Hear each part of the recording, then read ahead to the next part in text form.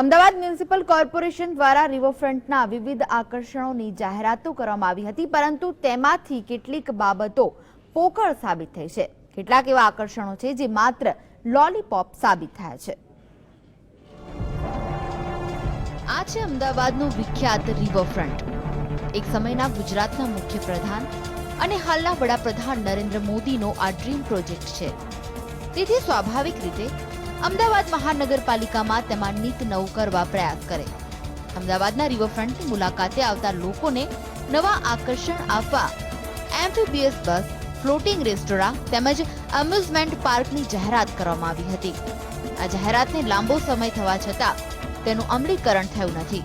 પહેલા વાત કરીએ એમ્ફીબીયસ બસની। એમ્ફીબીયસ બસ અમદાવાદ મ્યુનિસિપલ કોર્પોરેશને પીપીપી ધોરણે પાણીમાં ચાલતી એમ્ફીબીયસ શરૂ કરવાનો નિર્ણય કર્યો।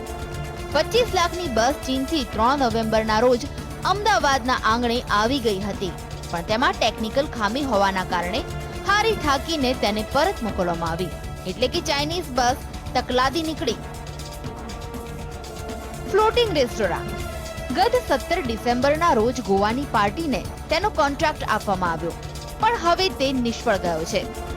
ગોવાની કંપનીને આ કામ માટે હવે રસ દાખવ્યો નથી।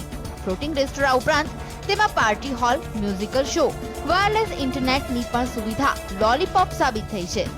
એમ્ફીબીયસ બસ અને ફ્લોટિંગ રેસ્ટોરાં જેવી હાલત અમ્યુઝમેન્ટ પાર્કની છે, તે પણ હાલ કાગળ પર છે। ખાસ કરીને ફ્લોટિંગ રેસ્ટોરન્ટ શરૂ કરવામાં આવશે। બે વાર તો ટેન્ડર બહાર પાડવામાં આવ્યા, એમાં ફેલ ગયા છે। સાથે સાથે ક્રુઝર એટલે અંડરગ્રાઉન્ડ જે ફરતી હોય એ ક્રુઝર માટે સપના બતાવવામાં આવ્યા હતા।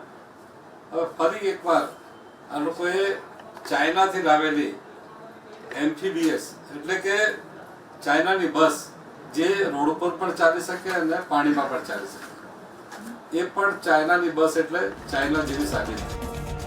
આ અંગે તંત્રનું કહેવું છે કે કોન્ટ્રાક્ટરો પર આધાર રાખવો પડે તેવા પ્રોજેક્ટોને અસર થઈ છે।